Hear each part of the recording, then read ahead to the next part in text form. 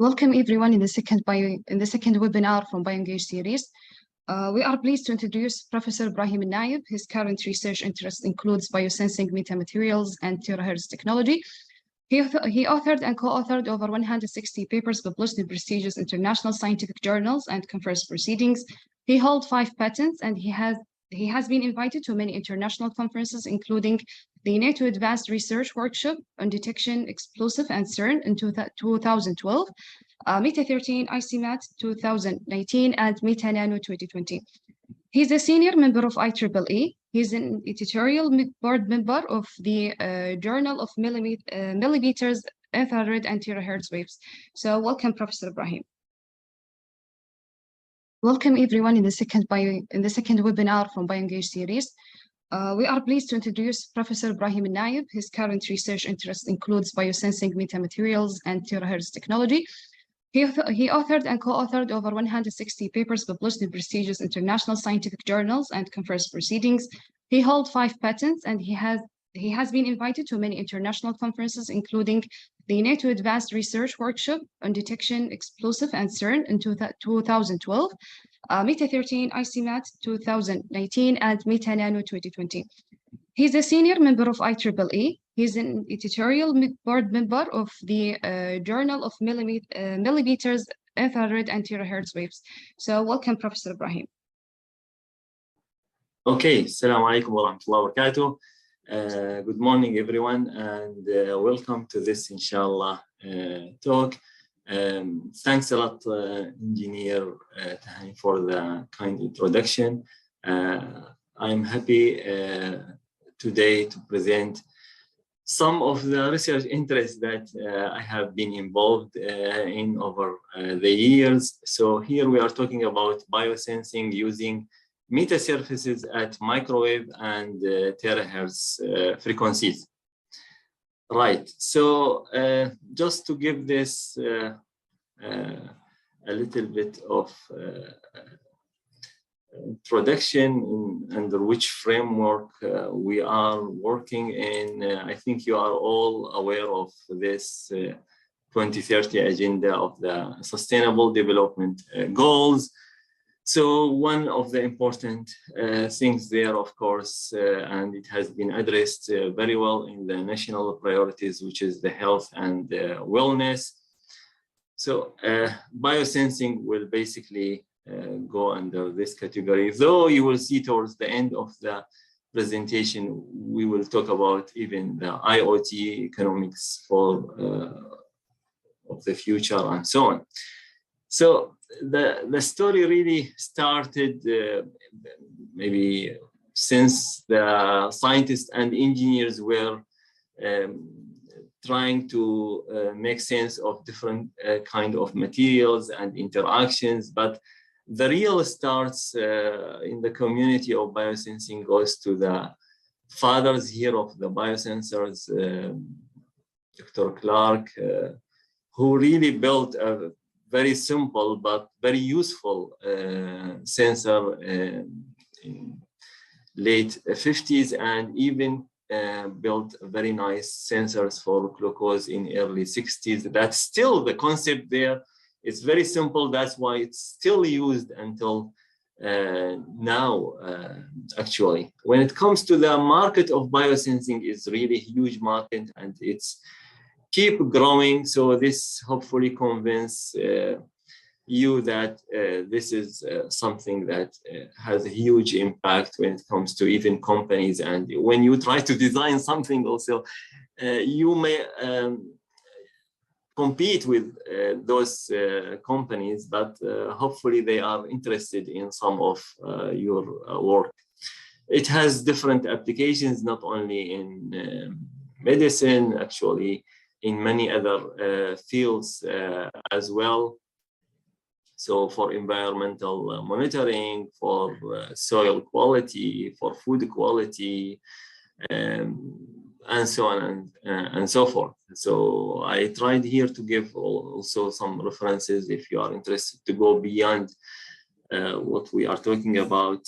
I think these are very nice papers and references in this regard. Okay, so what we were trying to talk about what kind of framework here we have for the sustainable design, development goals, then one of the main priorities for the RDIA that was clearly mentioned about health and wellness. Also, the history behind the biosensors and how it started actually with Dr. Clark. Then we try to convince you that there is a huge market here for biosensors, as well as many applications that biosensors can find industry in, not only for medicine, actually in many other fields. So I hope that was clear from just my sound. When it comes to biosensors, actually, many of the principles are text knowledge by now, and they can be used for diagnosing infectious diseases, gene therapy, drug discovery, cancer diagnosis and monitoring, determine the effectiveness of the anti-cancer chemotherapy agents as well. So it's a huge field of studies, different kind of techniques.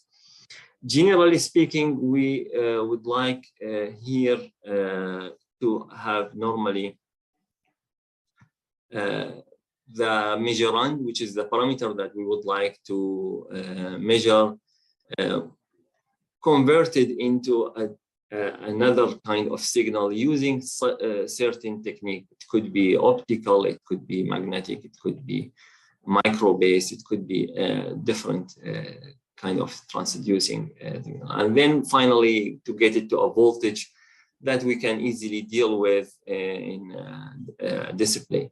So when it comes to health and wellness, here to focus more of the efforts in the kingdom, we see that there is a clear guide for us from the diseases that we are having. This is a kind of nice study showing what has happened over about a decade between 2003 and 2014. You see that obesity, hypertension, diabetes, and so on are on the top, and diabetes even making it to a higher actually rank and place. So this is something of concern, and if we look worldwide or in the region, we see actually alarming numbers here, with the number of the cases rapidly increasing here by 51%, expected to be in 2045. But in our region, if it is even more severe, it's expected even almost to double by 2045. So that corresponds to, of course, a lot of expenditure that we should put into this. Is just about one of those problems, the diabetes. So it's expected that by 2040, we will spend in this region about $31 billion. So this is like maybe a budget for a whole country, small one maybe. So this means that we gotta do something about this, and sooner the better actually. Here also to convince you more about, though it is not one of the main top 3 reason for death, but people here, it's number actually 7, the diabetes mellitus. But people having diabetes, may Allah forbid, they have really very difficult situation when it comes to other effects that they may have: the vision loss, kidney failure, heart disease, foot ulcers, and so on and so forth, just to name a few. So what is a diabetes mellitus? So it is a metric for the blood sugar in the sugar level in the blood. So by the nature here, by the creation of Allah, we have very specific, let's say, range. If it is less than 70 milligram per deciliter, the concentration, then we have hypoglycemia. And this is very, very dangerous, actually. People having this situation may faint, or even if they are left without intervention, they may die, actually. The other way, if we get it too high, too much sugar in the blood, we have the hyperglycemia that we need to also give some medicine to control it. People having normally diabetes, they don't even admit that they have a disease. They say, okay, we have something that, and everything is simple and it's under control. They don't like it is psychological thing. I mean, we have two types: diabetes 1 and diabetes 2. Diabetes 1, people having problems with the insulin, that it's not enough insulin to be secreted from the pancreas. So then they need insulin doses, and then they need to keep measuring the glucose level in order to decide what to do. And sometimes this is not under control, because at the end they are, human beings deciding what to do according to what they have eaten. The other type, but this is really dangerous, because when they take more than what it's required, they will go to hypoglycemia. They try to go back and take something sugary, they go to hyperglycemia, and it may go out of control. The others are having diabetes 2, and still they need to measure the glucose level frequently. The symptoms here, it may happen actually due to different reasons, but the symptoms: extreme fatigue, high blood sugar, weight loss, wounds don't heal quickly, they are always thirsty. This is kind of the range. So people, depends on the gender, the age, it is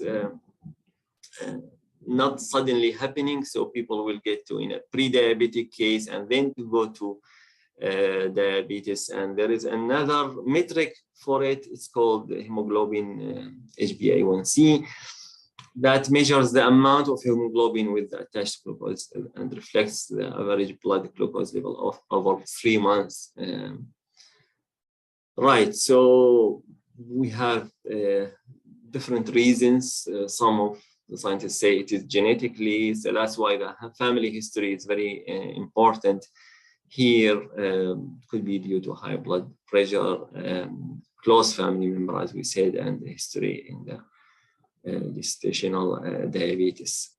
So what to do here? We need to keep measuring in the hospital as well as at home. Of course, the equipment that we have in the hospitals that can give very good range of measurements, very good accuracy. And here we have a kind of comparison between what we have in the laboratory and the self-monitoring. And we cannot go every day 3-4 times to the hospital, but we can, with the self-monitoring, keep an eye about the level. But the problem here, this is not as good as the equipment on sensors that we have in the laboratory.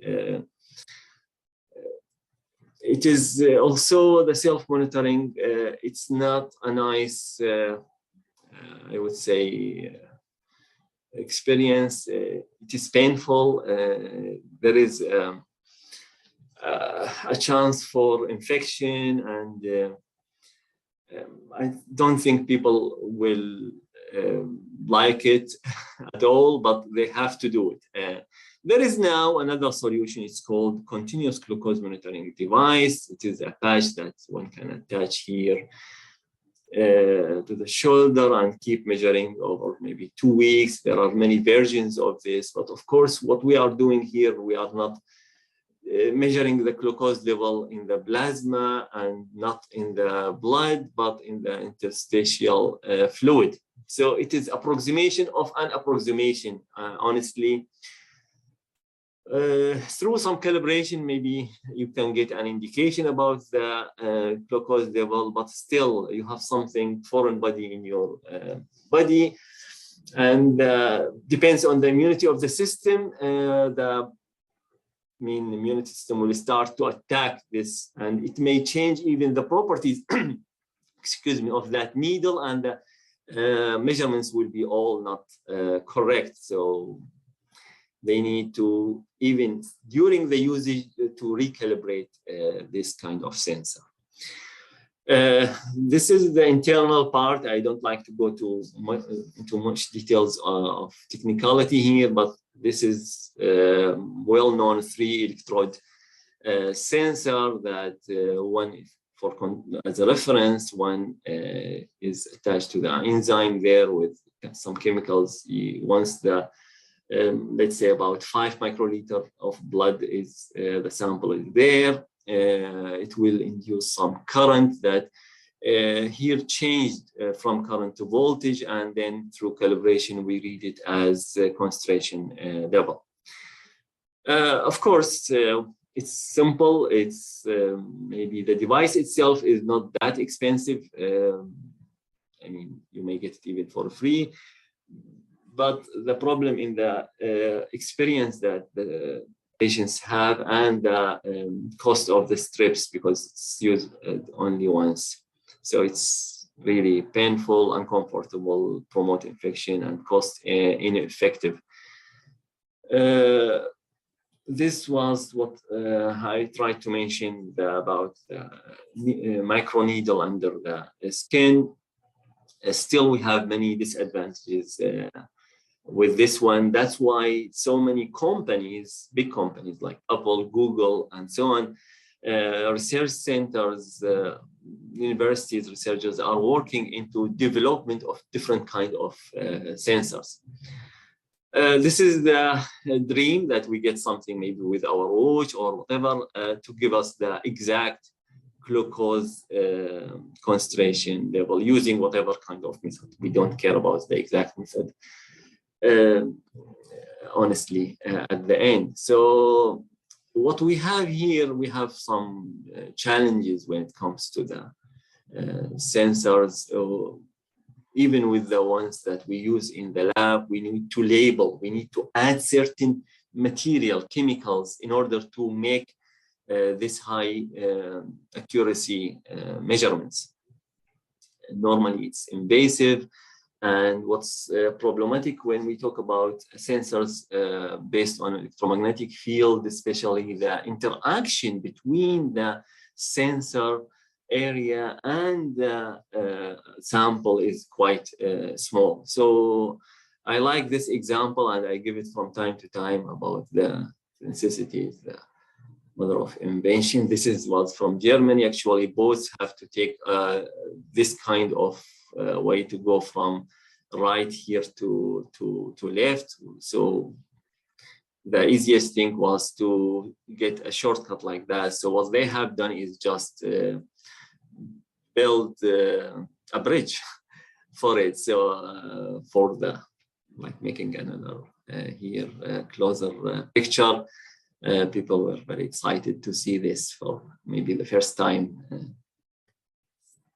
Right, so what I learned from Germany is simple, but it's still with me, that geht nicht, gibt es nicht in the German language, in the Deutsch.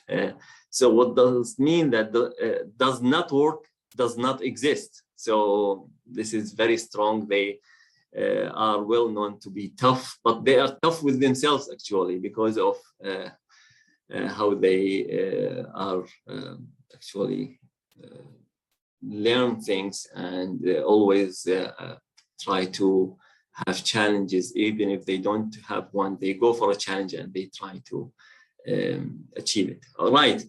So what are the desired properties that we are gonna try to address? It's very important to specify that. We need a sensor that, of course, it could be for of a dream now, but this is what we really need.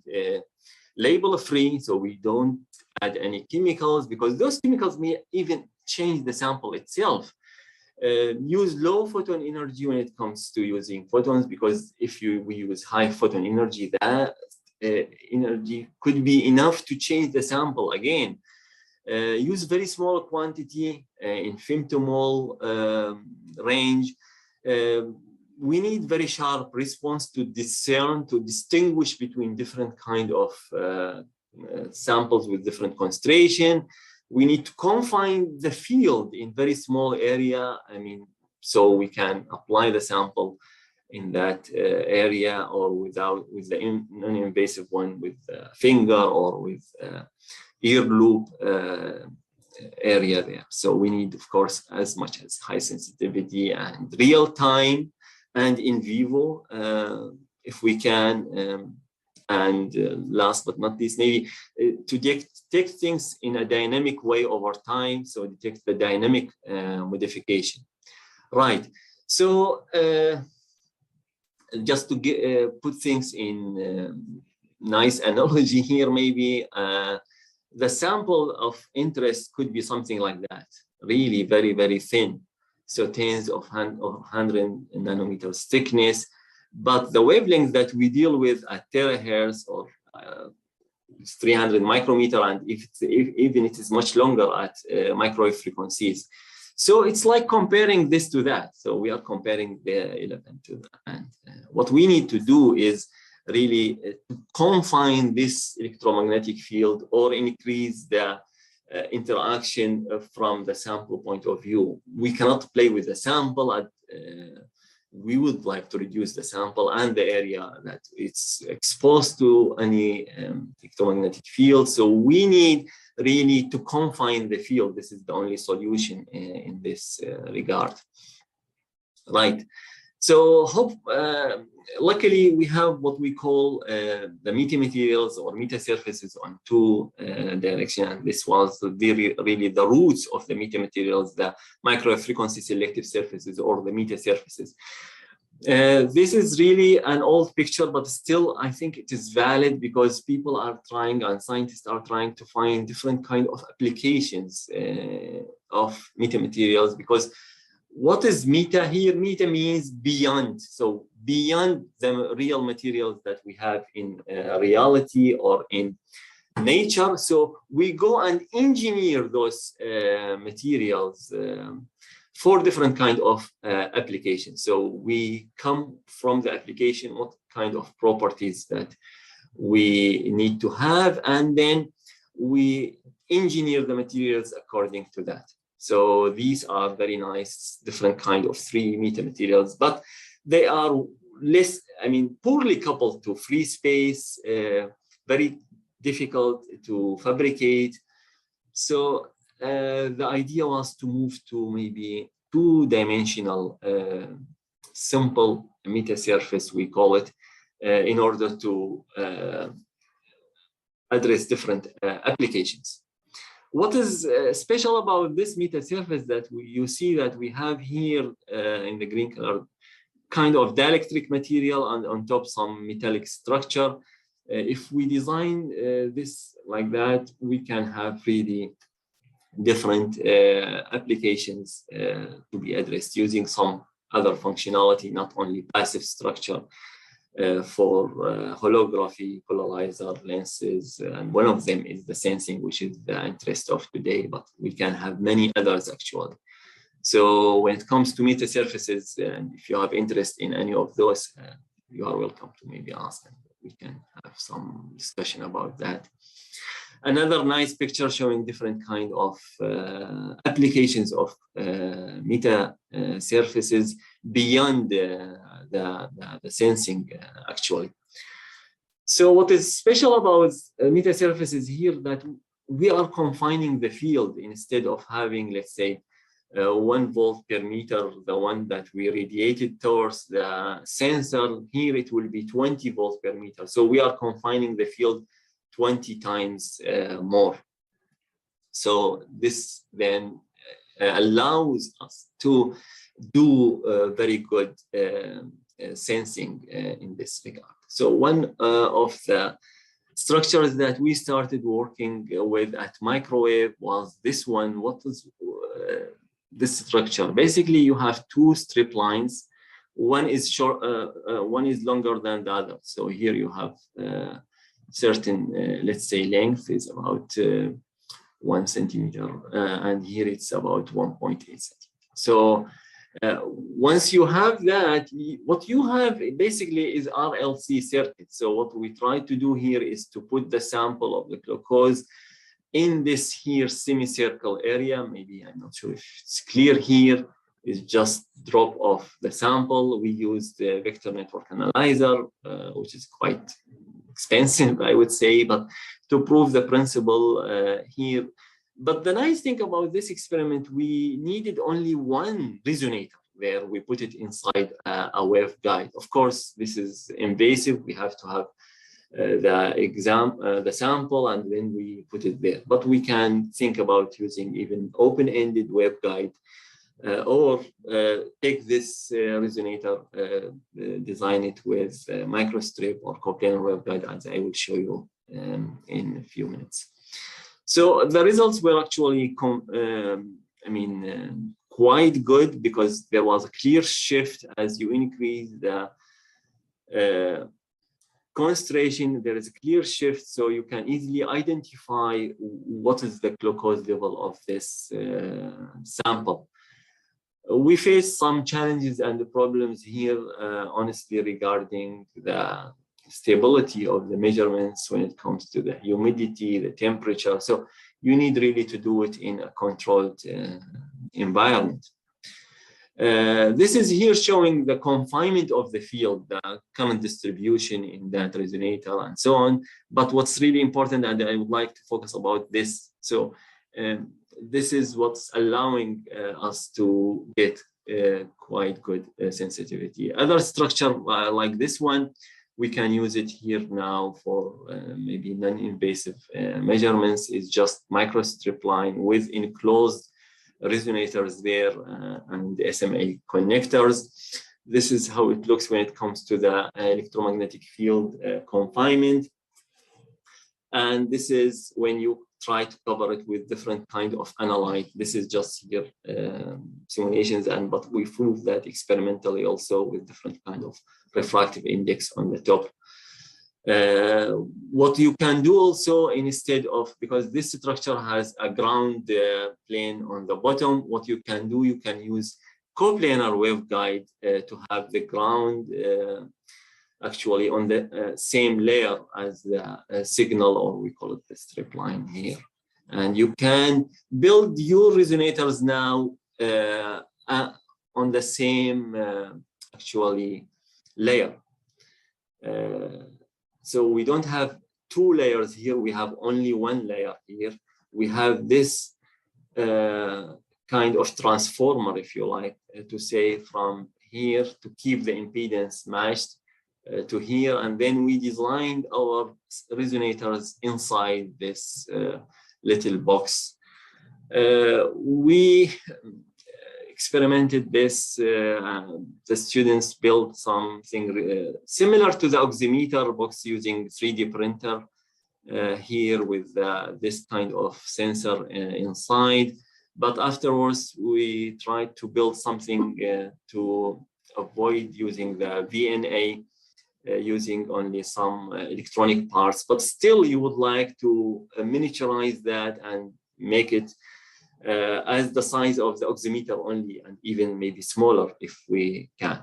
But this was like prove the concept for this. The measurements were convincing. This is the predicted concentration using some samples and also using non-invasive measurements for some of our students after getting the ethical approval in this regard. What you notice here also, it is not easy to get people with diabetes and make measurements on them. So the range here is not good enough. You would like to go up to 600 milligram per deciliter in order to prove that this sensor is good enough for these measurements. So we have a lot of things to actually do in this regard. That was about the microwave. Now, just to shift gear into the terahertz. What is terahertz? They are frequencies between 0.1 and 30 terahertz. Again, they can be used for different kind of applications. I was engaged in some of these applications during my PhD and then during my postdoc in Canada. But afterward, I focused more about the actually biosensing. But still, I mean, the opportunities are wide open for any of those to be carried on if there is something of mutual interest. Here is just some background, how to engineer these structures, how to engineer these resonators at terahertz. Here we are talking about different kind of modes. People even, or colleagues from physics or engineering are well aware of this. I think dipolar mode, inductive capacitive mode, higher mode. What is important for us is to confine the field in a smaller area with a sharp response that will enable us to distinguish different analytes or different concentration quite easily. So when we talk about this n equal to 1, it's better than n equal to 2 or 3. So this is the bottom line here. You can achieve that using different, once you understand the principle here, you can play with the structures. This was one of the things that I just connected these two resonators together. Of course, there was, I mean, derivation behind that and some simulations and so on, as you see. But the result was really something that very unique. We could here achieve what we call quality factor. It is a relation between the width of this resonator and the frequency of this to about 40, I think. So that was really something special at that time. So you can, as I said, once you understand the concept, you can play with this and it will be like mine of different kind of sensors for different applications, of course.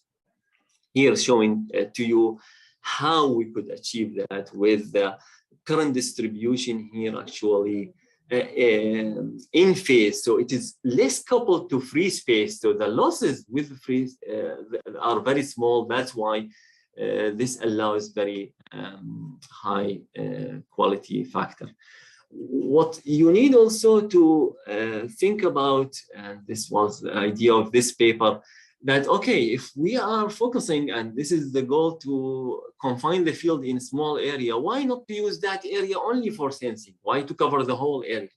So this is what we proved, that actually if you cover only 1/20, so it's like 5% of the whole area. So addressing the goal of using very small amount of material, you can still get very distinguishable results here.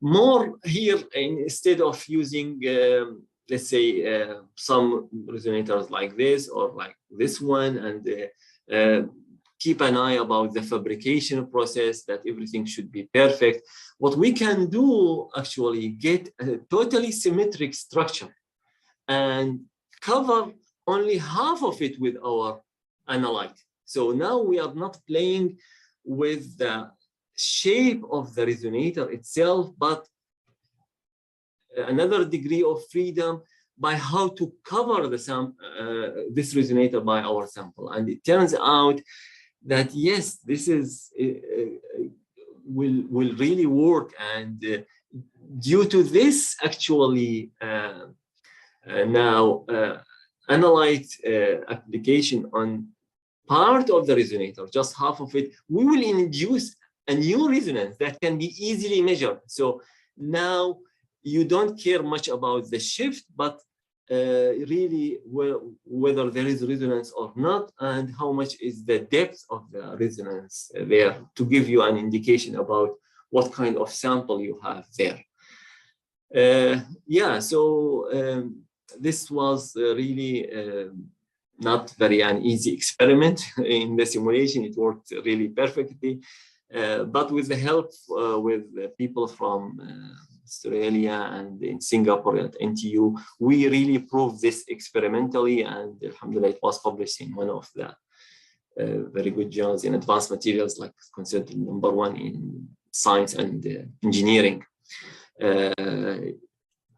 Right, so this is another kind of structure without any, we thought, okay, why to use dielectric material with another metallic structure on the top? Let's use only the metallic structure. And this is only a standalone metallic structure that can be used from both sides. So you can apply the analyte or the material on top or the bottom or on both sides. Actually, you just take your sensor, put it inside the solution that you have, and you can achieve amazing kind of sensitivity and frequency shift. You can also play with another degree of freedom with how to excite such structures. Actually, you just excite the structure with an angle, you get another kind of degree of freedom to and with this you can achieve also very nice sensitivity. This was the goal always in the community, to think about how much was the shift in frequency. So at certain point, I thought, okay, what about thinking about the amplitude, not the shift only? So the idea of this work was to think, okay, if we have very thin sample, what to do? Instead, here it's very difficult to distinguish between the black and dotted line, the red dotted line. So, but if we think about the amplitude difference, we take the difference between these two, actually we are gonna get quite nice figure that can be easily measured for different kind of material and thicknesses. So here it works, this method works very well actually for very small amount that has very small thickness. You see here it has a huge amplitude difference for very small thickness. Once the thickness is very large, which is something that maybe could be of interest, the normal frequency shift will work better. And this is here showing the difference in the frequency and the amplitude difference. Luckily, this was, I think, my first patent here. It was a very simple idea, but just to say this one can be something that we can plug with a complete system was good enough for a patent.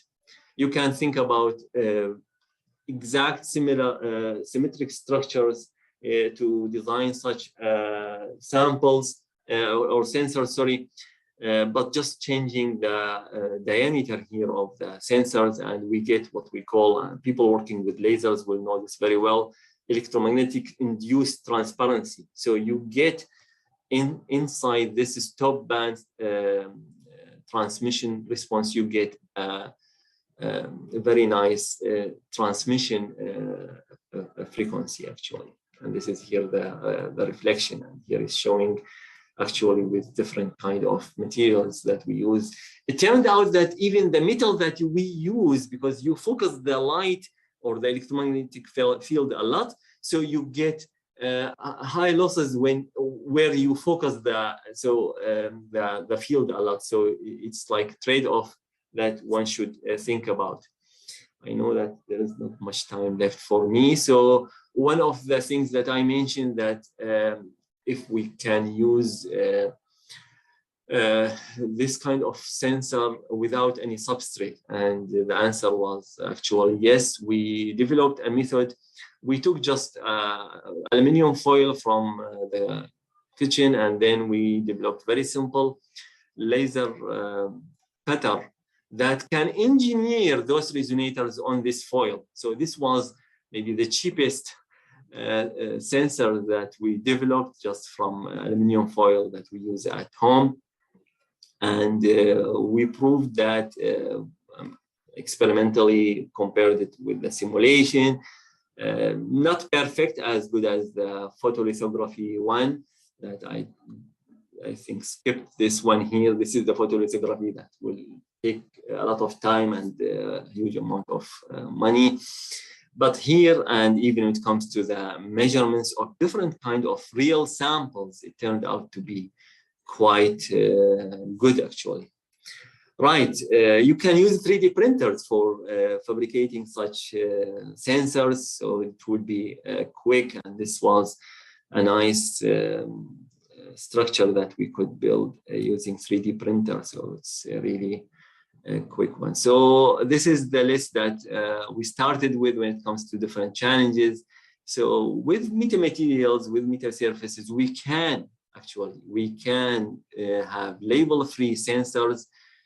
We can, with microwave terahertz, use low photon energy, but on the expense of the long wavelengths that we have. So we need to confine the field, and luckily we have the metasurfaces to help there with kind of different structures to achieve sharp response and confining the field in small area, having high sensitivity. Addressing now the other challenges, the femtomole, real-time detecting things in a dynamic modification are still things to be carried on. It's maybe interesting here at the end to say that I'm interested also in having collaboration with people working with the AI, machine learning, because we get with the CGM, with the continuous glucose monitoring, we get a lot of data, and then we need to analyze that. And this was a nice actually try. We didn't get the data from real subjects, but we had to generate those data from a program that was approved by the FDA. Is the only program by the FDA in this regard. So we generated data over a whole week for different people, I think 30 subjects, 10 adults, 10 teenagers, and 10 kids. We use here system identification methods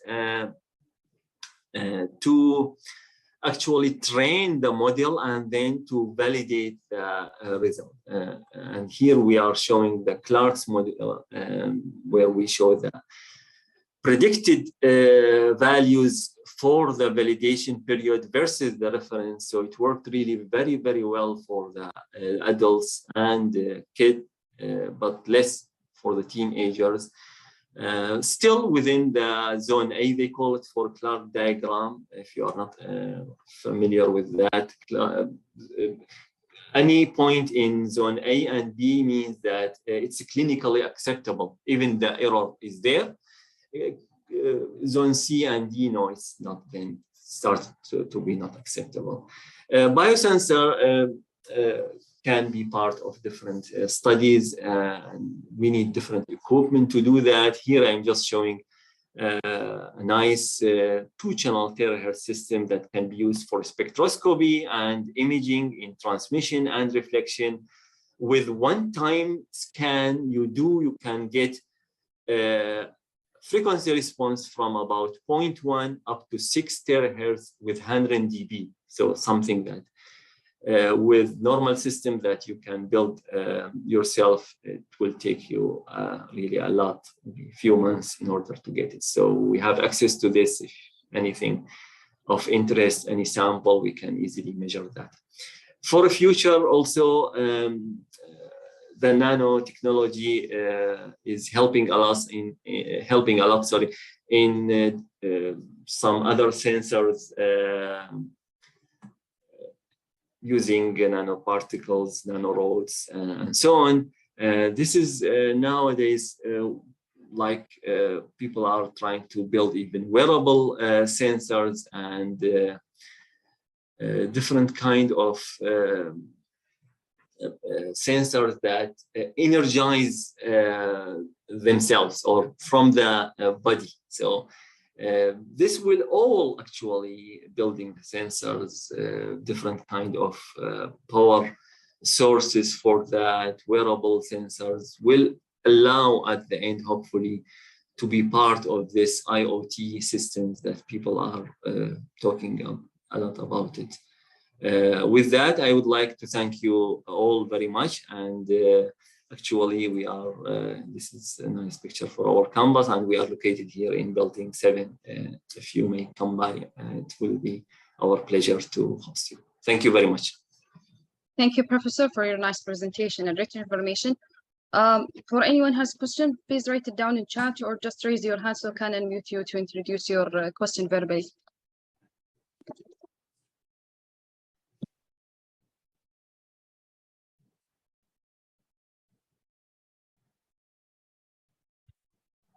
Hello. Yes. I do have a question. I have noticed that. Sorry, Mr. Abdulaziz. Yes, I just want to thank you for your time, and I really liked what I heard. I have two questions, and I just I have noticed that this meeting is recorded. Some of us didn't attend early, so I'm asking if we can have an access to the meeting recording, and where can we watch it? And my other question is there a PDF version to these slides? Most of them are really important, and we would love to have it. And thank you. Okay, regarding to the meeting recording, we will let you know later. Regarding to the slides, maybe you can, Professor Ibrahim, let us know how to provide the slides of the presentation. Share it with the audience. Just write me an email, Mr. Abdulaziz. Write me an email. It will be my pleasure to do that. It's fine. Nothing secret here. And if you like to come by here to discuss anything, it will be my pleasure. Thank you, Professor Ibrahim. No problem. My pleasure.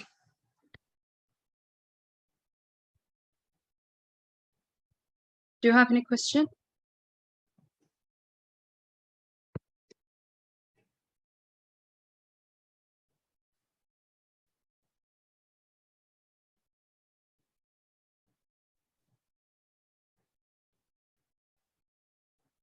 Thank you so much, Professor. I want to ask a question. So my question is, for glucose sensors, we have to adding a glucose oxidase for detection, or no adding glucose oxidase? Thanks, sir. Yes, actually, this is one of the things that we wanted to focus on, which is the label-free. So the goal of the scientists in the community and for the future is to use not only for glucose, but for any other sensors to be label-free, without any enzyme, without any chemicals. So this is the dream, this is the goal. And this is what we're trying to do things without any label, without any enzymes or chemical materials. Yeah, thank you. Maybe one more question, sir. Sorry. It is possible to sense the glucose level from maybe urine or saliva. So it is tackle the invasive method. Yes, actually from urine or saliva, or scientists have been trying really different methods. This is a very good question, actually. Different methods also have different problems and challenges when it comes to the acceptable accuracy, though the, let's say, FDA, I would say very flexible when it comes to glucose measurements, because they maybe know how much difficult it is. So the accuracy that required for anything to be sold in the market is like 20 milligram plus minus 20 milligram per deciliter for the glucose level less than 100, and plus minus 20% for concentration level larger than 100 milligram per deciliter. This is for us engineers working with, let's say, different other fields, is a huge error that is still acceptable. But this is how it is in this field. It's very difficult to get sensors really with very small error. So those methods are being used. with the saliva, as far as I know, still under investigation, I would say. Still, scientists are trying to get it better, but they have really challenging time to prove that they can address that within the error that I mentioned even. So don't be discouraged if you come up with something that and it's not very accurate as you like. So maybe still it's acceptable. So check that first. Thank you so much, sir. No problem.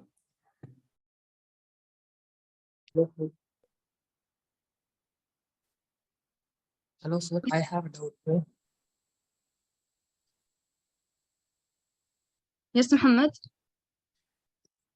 So what are the various materials that can be used for used in biosensors? What are the various materials for sensing the biosignals or bio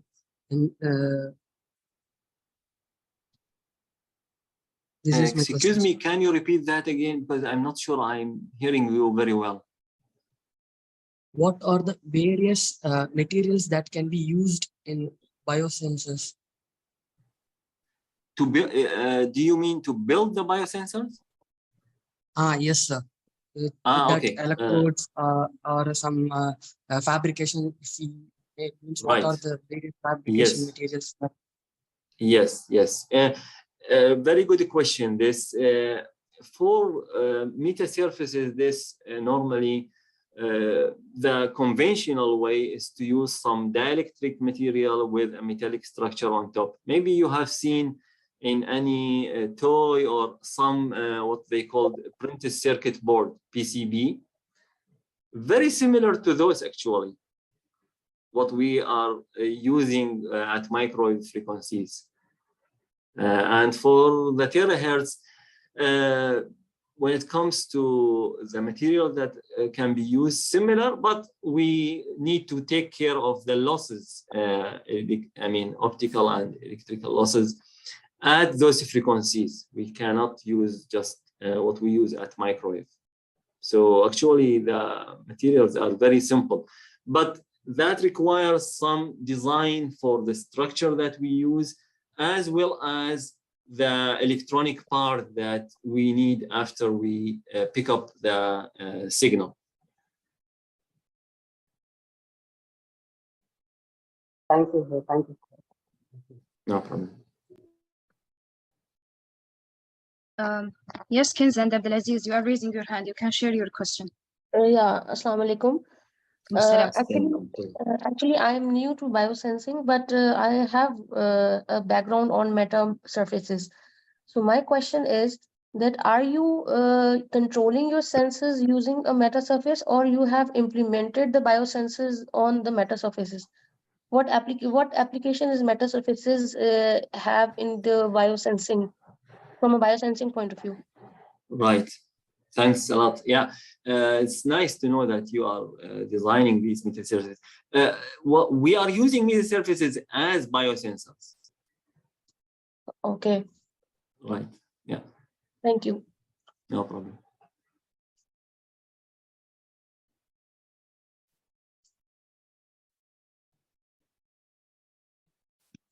I think we have covered all questions. So we can end here. Thank you, Professor Ibraheem, again, and thank you for our audience for your attendance, and see you in the next webinar. Have a good day. See you. Thank you all. Thank you very much. Thanks in your turn.